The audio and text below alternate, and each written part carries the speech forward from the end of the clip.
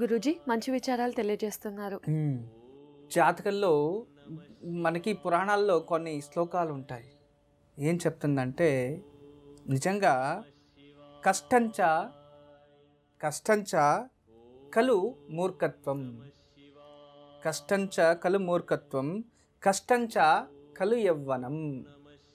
అంతేకాదు కష్టాత్ కష్టతరం చైవ పరే గృహే నివాసనం.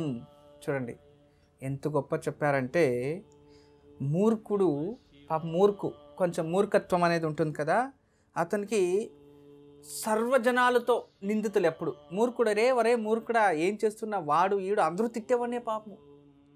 కానీ నిజంగా వానకున్న కష్టం ఇంకోటి జీవితంలో ఉండదంట. అయితే దానికన్నా పెద్ద కష్టం అయితే తెలిసిన, దానికన్నా చూడండి, కష్టంచ కలు మూర్ఖత్వం, కష్టంచ కలు యవ్వనం. అంటే యవ్వనంలో ఉన్నవాడు చక్కగా ఉండాలి అనుకోని మళ్ళీ కష్టం, దానికన్నా కష్టం. ఎందుకంటే యవ్వనంలో ఉన్నవాడు ఎప్పుడప్పుడు మనసులో ఏమేమి అనిపిస్తుందో ఎవరికి తెలుసు, అవును కదా. ఒకడేదో దుకాణానికి వెళ్ళాలంటాడు, ఇంకో కొట్టుకు వెళ్ళాలంటాడు, ఇంకోటి బార్ అండ్ రెస్టారెంట్కి వెళ్దామంటాడు. ఇక అది ఎంత కష్టం. కరెక్ట్గా వాటిని అన్నిటినీ కూడా జాగ్రత్తగా పెట్టుకొని ఉండాలి, నేను ఇలాగే బతకాలనేది చాలా కష్టం.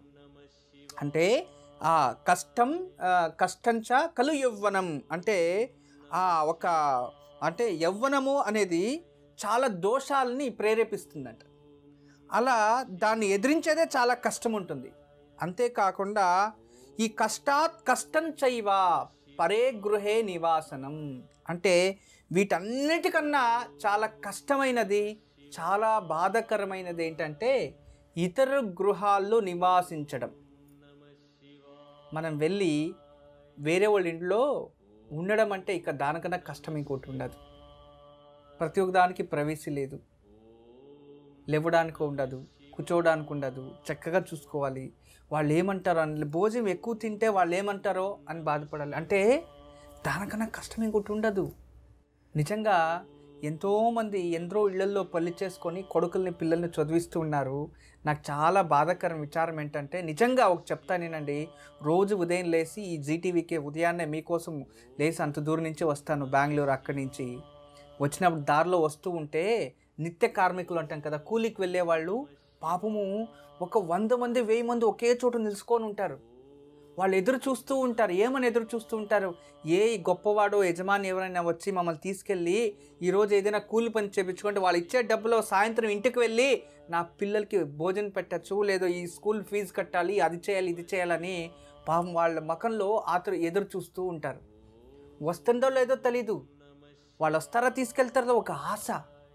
ఎంత కష్టపడతారు. అంత కష్టపడి పిల్లల్ని పెంచితే వాళ్ళ ఆఖరికి తయారది ఇలా. మొన్నటి రోజు చూడండి, నా కొడుకు పెళ్లి చేశాం గురుగారు, పైనవాడు మాకు అసలు ఫోనే చేయడం లేదు, మేం చేస్తే తీయడు, జనాలకు మాత్రం మా పైనే చెడుగా చెప్పుకోండి. నమస్కారం గురుగారు. నమస్తే, వందనాలు. మా ఆశీస్సులో ఉంటుంది తల్లి. గురుగారు మీ ప్రోగ్రామ్ రోజు చూస్తాం గురుగారు, యోగక్షేమం కూడా చూస్తూ ఉంటాం గురుగారు, చేస్తుంటాం గురుగారు. సరే తల్లి, శుభం. అన్ని చేస్తుంటాం గురుగారు, కానీ ఏదో తెలియని బాధ. అవును గురుగారు, ఏదో తెలియని బాధ, జీవితంలో ఏం చేయాలో తెలియదు, అన్నిట్లోనూ మానసికంగా ప్రశాంతత లేదు. అవును గురుగారు, అపవాదాలు అవమానాలే ఎనికింటి వస్తూ ఉంటాయి. ఒకసారి ఈ జీవితం ఎందుకు, ఎక్కడన్నా చచ్చిపోదామా, ఎక్కడన్నా పారిపోదామా అనిపిస్తూ ఉంటది. అవును గురుగారు, కానీ బాధ్యతలు చాలా ఉన్నాయి. అవును గురుగారు. ఎందుకంటే నువ్వు పౌర్ణమి రోజు కదా జన్మించిండే తల్లి. అవును గురుగారు, నీకు మానసికంగా ప్రశాంతత ఉండదు. కానీ గురుగారు ఇంట్లో పౌర్ణమి నాడు పుట్టినందుకు నీకు ఇన్ని బాధలు, ఇన్ని కష్టాలు, పుణ్యంకి పుట్టిన వాళ్ళు పోరు గొడవలు చేస్తావు అని అంటుంటారు గురుగారు. ఏం లేదు, అవన్నీ తప్పు. యోగము భోగము అంటాం. ఎవరికైతే ఏ యోగాలు ఉంటాయో ఖచ్చితంగా అనుభవిస్తారు, ఎవరికి ఏ భోగాలు ఉంటాయో వాటిని అనుభవిస్తారు. సరేనా? అంటే ఒకే ఒకటి సైంటిఫిక్ రీజన్ అంటే, పున్నమి రోజు సముద్రం పొంగుతుంది తెలుసు కదా, అలాగే పున్నమి రోజు జన్మించిన వారికి కోపం చాలా ఎక్కువ. అవును గురుగారు, నీకు ఆ కోపం చాలా ఎక్కువ. కోపం వస్తే పొంగిపోతారు, సునామీ వచ్చినట్టే నీకు కోపం వస్తాయి. సరే చెప్తాలి, ఏం తెలుసుకోవాలి నీ జాతకంలో? గురుగారు నాకు 2009 December 5th నాకు మ్యారేజ్ అయింది గురుగారు. ఓకే. మ్యారేజ్ అయినా నాకు 3 monthsకే నా భర్త వదిలేసి సెకండ్ మ్యారేజ్ చేసుకున్నాడు గురుగారు. సరే. సెకండ్ మ్యారేజ్ చేసుకున్న తర్వాత నాకు 7 years, మొన్న 1 year అయింది గురుగారు నాకు సెటిల్మెంట్ అయింది కూడా. నాకు ఇప్పుడు మళ్ళీ అమ్మ వాళ్ళు సెకండ్ మ్యారేజ్ చేయాలని మళ్ళీ సంబంధాలు చూస్తున్నారు గురుగారు. సరే తల్లి. వద్దంటుంటే కూడా ఎవరు మంచి వాళ్ళు ఎవరు చెడ్డ వాళ్ళు వద్దంటుంటే కూడా చూస్తున్నారు గురుగారు. ఇప్పుడు సంబంధాలు అయితే వస్తున్నారు గురుగారు. ఎవరిని నమ్మాలో ఎవరిని చేసుకోవాలో అర్థం కావటం లేదు గురుగారు. సరే తల్లి, నీకు మంచి భర్త వచ్చేట్టు ఆ భగవంతుని దగ్గర నేను ప్రార్థిస్తాను. వివాహం 2009లో అయింది, బట్ దానికి ముందు బిఫోరు ఏదైనా మీరు లవ్ చేయడం కానీ లేదో ఏదైనా మీ లైఫ్లో ఏదైనా బ్యాడ్ ఇన్సిడెంట్ జరిగిందా అమ్మా? అవును గురుగారు. అదే తల్లి, అది ప్రాబ్లం. ఆ శాపం వల్లనే ఇది విడిపోయింది. అవునా గురుగారు? ఎందుకంటే వివాహానికి ముందు తప్పు చేస్తే అలాగే ఉంటుంది. కొన్ని కర్మాలు తల్లి, అంటే కొన్ని టైం బ్యాడ్ ఇన్సిడెంట్ టైం మనకు తెలియకుండా ఏదో జరుగుతుంది, ఏదో నడిచిపోతాయి.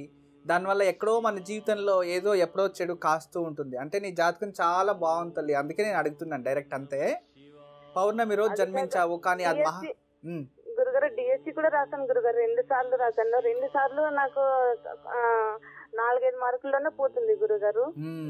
నీకు ఎప్పుడు తెలిసిన ఈ దరిద్రం స్టార్ట్ అయింది? 2006 నుంచి. అవునా గురుగారు?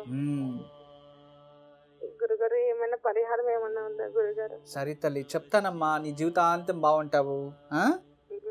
మీ నోటి ఎట్లా నిజం కావాలి గురుగారు.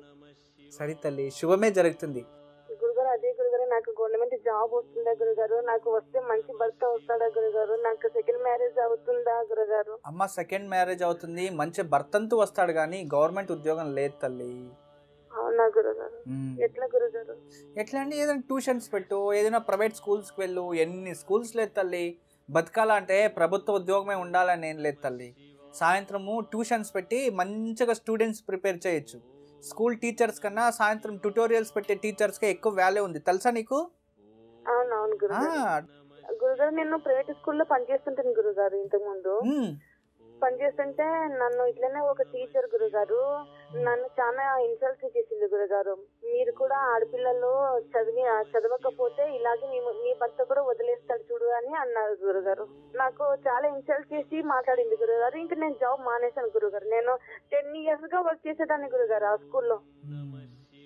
నాకు బయట అలాగే ఉంది గురుగారు, ఇంట్లో కూడా మా అన్నయ్య రోజు కొడతాడు తిడతాడు, ఇంట్లో కూడా అలాగే ఉంది గురుగారు. మా అక్క వాళ్ళు కూడా అంతే గురుగారు. నా భర్తను చేసుకోయే నాకు 5 లక్షలు ఇచ్చి అని మా అక్క వాళ్ళు కూడా అట్లనే అంటారు గురుగారు. సొంత అక్క వాళ్ళే చేతబడి చూపిస్తున్నారు గురుగారు. ఇప్పుడు మీ అక్క వచ్చి నా మొగుడిని చేసుకో 5 లక్షలు నాకు ఇవ్వు అంటుందా? అవును గురుగారు. సెటిల్మెంట్ అయినా 5 లక్షలు నాకు ఇచ్చి నా మొగుడిని చేసుకో అని అంటుంది గురుగారు. డబ్బు పిచ్చి పట్టినట్టుంది మీ అక్కకు. మీ అక్క అట్లా చేసింది గురుగారు. అన్నయ్య నాకు సంబంధాలు రావటం లేదు, నువ్వు ఇంట్లో ఉన్నందుకు నువ్వు సావు అని అన్నయ్య నాకు అట్లా చేస్తాడు గురుగారు. అట్లా అని చెప్పేసి నేను ఒక రోజు ఊరి కూడా వేసుకున్నాను గురుగారు. అయ్యో అలా చేయకు తల్లి ఇంకెప్పుడు, సరేనా? ఎంత నాకు బయట వెళ్ళి వర్క్ చేసినా బయట నాకు నరకము, ఇంట్లో ఉన్నా కూడా ఇంట్లో నరకము గురుగారు. నాకు అర్థమైంది అంతా సిచ్యువేషన్. ఇంకెప్పుడు అలా తప్పు పని చేయకు తల్లి. చెడిపోవాలి అని మాత్రం అనుకోవద్దు. ఓంకారం అంటే ఇష్టం తానే? అవును గురుగారు, మీ మీద నమ్మకంతోనే ఉన్నాను గురుగారు. మీ ప్రోగ్రామ్ రోజు చూసి ప్రశాంతంగా మనశ్శాంతిగా ఉంటున్నాను గురుగారు. సరేనా? సరే గురుగారు. అలా తప్పు మాత్రం చేయకూడదు తల్లి. మనము ఎప్పుడు కూడా బతికి సాధించాలి తల్లి, చచ్చిపోయి మూర్ఖులు అవ్వకూడదమ్మా. సరే తల్లి, ఇప్పుడు నేను పరిహారాలు చెప్తాను, జాగ్రత్తగా చెయ్యి. సరే గురుగారు. ప్రతిరోజు ఉదయం లేస్తేనే తలస్నానం చేసుకొని దగ్గరలో నాగదేవతలు పాలు పోసి తర్వాత గణపతి దేవాలయంలో దీపం వెలిగించి ఇంటికొచ్చి కుజ రుణ విమోచక స్తోత్రం చదువుకో రోజు.